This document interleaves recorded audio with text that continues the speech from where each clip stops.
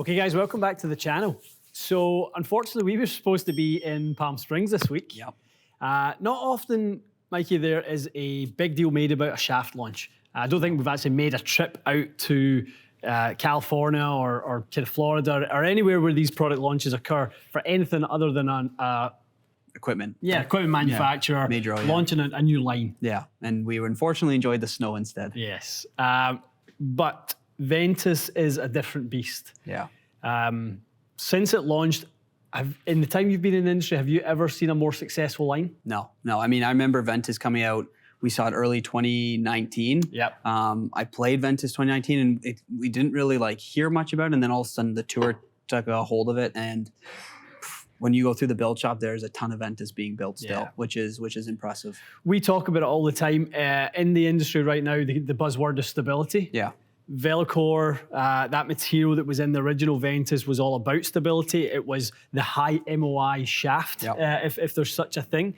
And you know, this is next level. Ventus TR, just coming in the blue profile for right now, is all about more stability. Yeah, I think, we had calls with them earlier on, and from the feedback they got from tour, having, it sits right in between blue and black, launch profile, having a bit more, stable blue profile for the stronger player.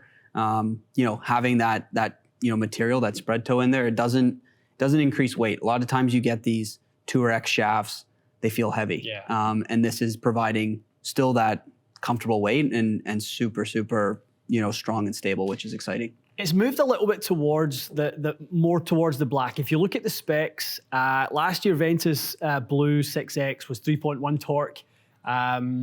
This year 2.9 torque. Yeah. Ventus Black was 3.0. Both 65 gram. The Ventus 6X, the Blue 6X, and the Black 6X.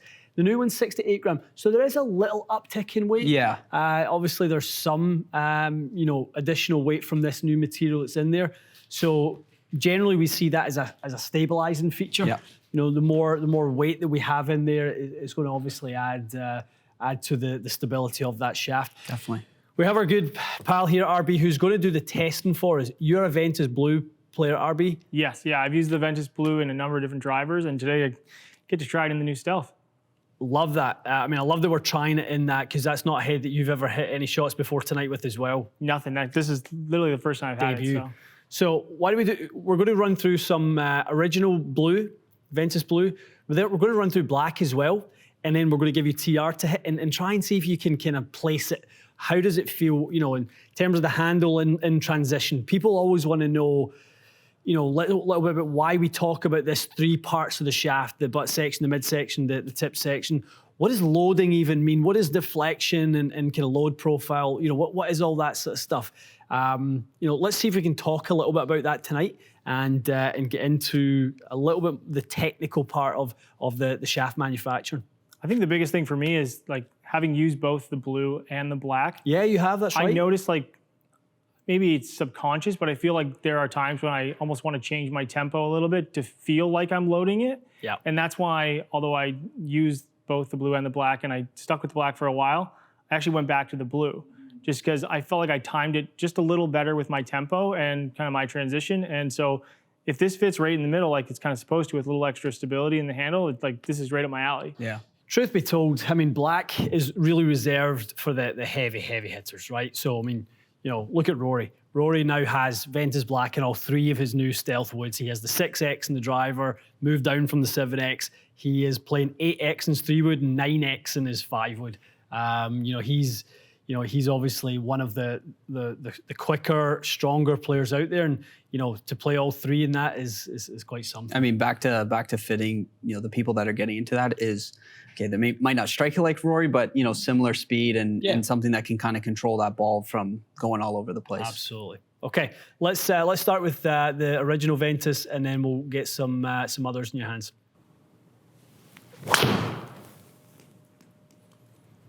Really good drive good there. Good swing, RB. Yep. A beauty. That's more like it. So those that are familiar with your swing, Ryan, will know you do have a pretty high ball flight. It's something we really talked about in our fit we done with you the tail end of last year. We're always trying to get that dynamic loft number down. So again, this will be interesting to see if we can maybe touch upon some of the impact that shaft dynamics can have on dynamic loft, on face closure, that type of thing. Potentially even dynamic lie angle. Now we don't have too much loft to work with, so tilting that loft isn't going to be a huge factor, but it can influence launch direction to a degree. Yeah, and again, for me, like the biggest thing since I picked up a bit of speed is like trying to control that face to path is always something where I can hit one shot or hit kind of goes left or right a little bit. I feel like most of the time it stays in play, but if I can kind of focus one way or the other is always kind of my goal. What shot shape do you feel like you hit? I feel like I can hit a really weak cut or a relatively strong draw. And it kind of depends on the hole to me, but if I'm in this scenario, I want to hopefully see something that does draw, go a little right to left, or even if it just goes to like straight of target and goes a little bit left, to me that's okay because I can calibrate on the golf course. For sure, for sure. Okay, let's see a few more.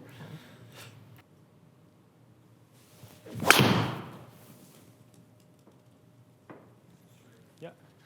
If I could cherry pick a ball flight, that would be the one on the golf course. Would you? If you could play that a little cut, you'd prefer to? Be pretty happy with that, yeah. No, as long, again, like keeping spin in that territory is okay for me. It is a 6X, but it still feels smooth to me. Yeah, no doubt about that. No doubt. That's a big thing that I've always noticed with this shaft, so I've liked using it. Is it never feels like I have to work to load it, which is again kind of shifting back between the two models. That's the one thing for me. I always kind of like pulls me to this one. Definitely.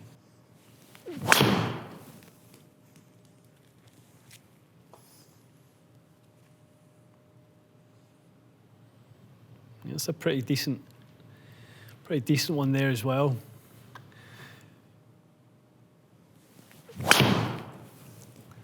It sounded nice and solid. That was right off the middle. At least I think it was. Love it. Love it, love it. There he is. Run through the numbers. Club head speed 108.5, dynamic loft a little on the high side. We like about 17. We're a touch on the high side. That's where we're getting. That's where we're skirting the edges here a little bit with this one. 14 launch is good, but maybe not at 3,000 spin. 3,000 spin's okay, but probably not at 14 launch, right? Yeah. So we're going to want to try and separate those two, not have both of those numbers on the higher side. You're doing really quite well to get quite a lot out at 264 in the air. Obviously, the peak height is up there a little bit. 126 is quite high. So are we going to get 18 yards of roll out it? Maybe not. Yeah. Maybe not. It's going to be course dependent. So, let's kind of work through the other two profiles and maybe start to see if we can influence that kind of dynamic face behavior. Whether that's face angle or either on closure or vertical as in dynamic loft. Okay. All righty. Into the Big Brother. Yeah. Significantly stiffer Big Brother. Let's take a little look at this, see if there's any differences, and then I'll be really curious as to how the TR fits between them, if it does. The first thing I noticed with this, having hit a number of shots with the blue like right away, the club feels heavier. Like I don't know if it's a balance point thing or what it is. Like it feels heavier right away, and in this case, it feels like I'm going to control a little more maybe. Yeah. But we'll see what happens, I guess.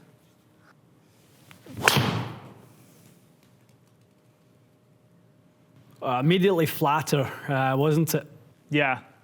I mean, that's just about 270 on the fly. I mean, we're creeping up on 290 there.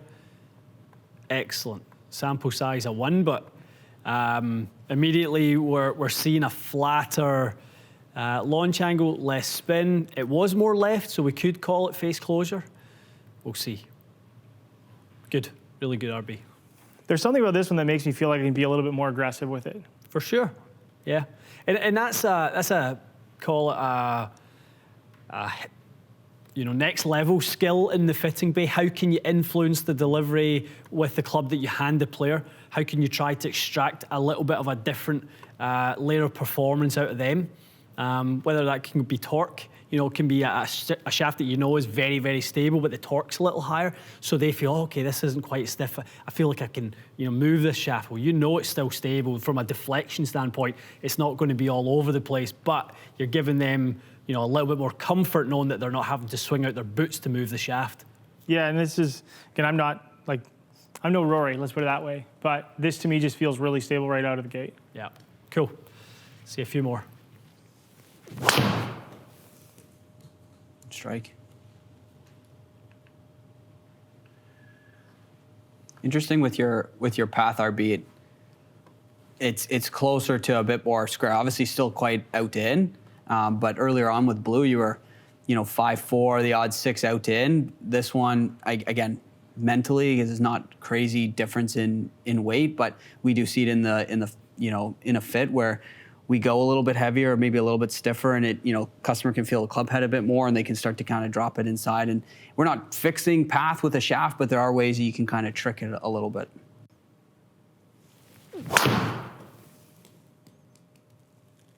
Good drive, RB. Lovely. High launch.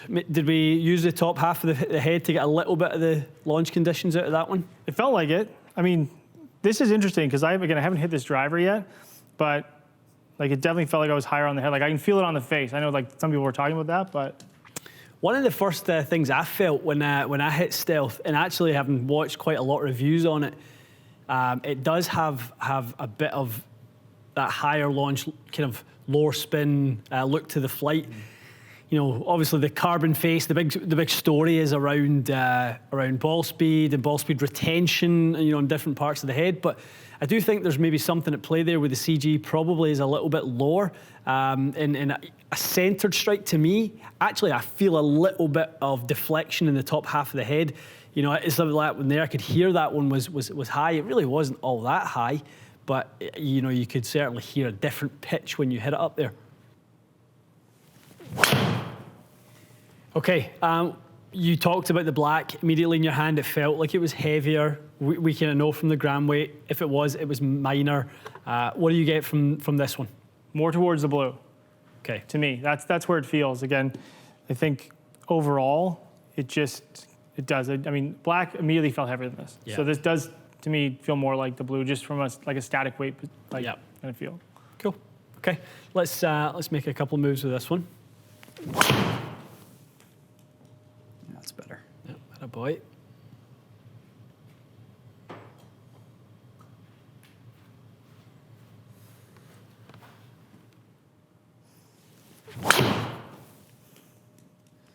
To make a 4-degree driver. I want to see you swing an 11-degree driver, right? Because I think for so long, you've kind of done a little bit the same as me. Loft has been your crutch, and it's kind of allowed you to make some funky moves at the driver. Whereas if you get some higher loft, you'll actually start to make a much better move at the driver, and you'll start to get the handle leaning a little bit. Playing the driver at 6 degrees allows you to do too much of that. Yeah. I think it'd be good for you to actually get some loft and work on kind of flighting it down. That was something I think Butch Harmon worked on with Gary Woodland. I remember reading that basically made him go to a really high lofted driver to learn. It's actually very good for your delivery. Low loft is mostly just a crutch unless you've got excessive speed. Oh boy, it's a good one.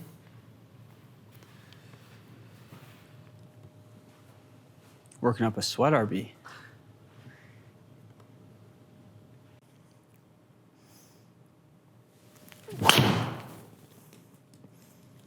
That's a nice one. Yeah, good strike.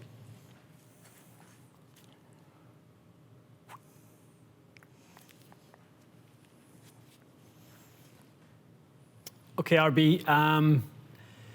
Quite an interesting little test. A lot of subtleties to kind of talk through there. There's not, could look like nothing much happened. 20 degrees of dynamic loft, dynamic lie angle was very similar with the two blues and was more toe up in the black. Interesting, so that's the dynamic, so less droop on the black, more tip stiff. Let's see, angle attack, nothing much in it. Path, again, you delivered the two blues almost identical. They're fractionally different. The biggest thing is by the end of it, your speed was higher with TR. That was to your mind. That was the feeling of stability. You knew it felt quite stable, but it didn't feel too stiff. Yeah, it felt like, again, by their goal, I think, is to make that handle feel a little bit stiffer, and it had that. It felt like at the top, it just felt like it was just It did. It really does feel like a bit of like the black and the blue had a baby almost in that butt section where it does stable it up, but it doesn't, it never feels like I have to work too hard, but I can go after it, I guess is a nice way, the way I would put it. Yeah, I think that you have the stability of what Ventus Black can provide, but like you said, this just gives you a bit more freedom to get after it. Yeah, I take the black out for a second and just look over the numbers in the blue, especially in the ball data. The higher ball speed's a reflection of obviously you swinging a bit quicker. The efficiency is actually in favour of the previous blue. You just swung, 2 miles an hour quicker. Yeah, I mean, the spin, I attribute that to the strike. I mean, there's lots of things that cancel one another out here. I think the story is, it's a fitting story once again. You can see, I mean, this one, again, this one has not been tipped. Right. Which we normally would tip a 6X a little bit more. So again, does that play into the kind of dynamics here as to what's going on? Yeah, no, you are the poster boy for this shaft. Regardless of what these numbers say, I mean, you are somebody who likes the stability of the black, but you love the feel of the blue. That's really the story with TR, isn't it? Yeah. I like when something feels a little bit softer but offers that stability. I know we touched on it earlier, but when I get something that's really stiff, I feel like I have to work harder. I feel like I'm forcing my tempo, and you can technically make it work, but it doesn't feel right. It feels like I'm not working towards like my natural kind of tendencies, where something that tends to go a little bit softer, to me, from a natural tendency, just from my swing timing, I don't know how much it actually is changing, but from a feel perspective, I feel like I'm just timing it up better. Definitely. Well, this isn't your gamer head, so, a little bit of something new to play with Stealth. First time you've ever hit it, you play the TSI 3 at 8-degree C1 setting, flat, low loft, 7.25 loft. So, again, down the line, maybe it's worth, I'm sure you will throw it in there for when it hits the wall in the demo matrix. You'll probably pop it in your own head and do your own testing with it, because I know you're fond of that Titleist head. Yeah, I mean, this head looks very similar. It does look smaller, a little taller. Yeah, you were saying that. It looks like a little 430, 440 cc, kind of because of the depth to it. Yeah, and like compared to the SLDR, or not SLDR, sorry, the Sim, the original, that does have more of that like flatter pancake look. Yeah. There just seems like there's so much more of the face there that it gives me that high-low miss. So again, it's something to get used to. I do like the head. I like the feel of it. Again, first impressions, I really like it. So yeah, good. There's going to be there's a kind of niche market for this. Ventus Black is a niche market. Ventus Blue is a fairly niche market, but it covers quite a wide range of players. But the cost is high, so that creates its own, sort of niche market here. So we understand this isn't going to be speaking to everyone, but with the popularity and the coverage that Ventus Blue got over the last couple of years, kind of unprecedented. Reminds me of shafts in the past, like an Aldil at NV, shafts that seem to work for so many people. It's almost like everyone who picked up had some degree of success with a shaft like that. And Ventus Blue really is, I've never known popularity like it. In all weight categories. I mean, from 5R to 6X that we have on the wall. I mean, the different demographics of who's fit into Ventus Blue for us is just, I've never seen any other shaft do it. Yeah, cover that much. I think that's why, again, there was a big launch event for it down in Palm Springs, which we were devastated not to go to. Can you tell? So it deserved its own launch, and I'm sure Black and Red will follow in time. They'll be making final tweaks to get the red TR, the black TR. I mean, that black TR is going to be something else, isn't it? It would have to be a beast, I would think. Yeah. Okay, guys, let us know your thoughts. There are a few other shafts, actually, where we've got through the door now. We're going to get ready to test on the channel. What would you guys like us to test? Is there anything that's caught your eye on the kind of the forums or in the rumor mill that's kind of coming? There's a few of the popular lines coming up with some additions. Please let us know if there's anything you'd like us to test. Yeah, excited. Excellent. Okay, stay tuned. We'll see you again soon.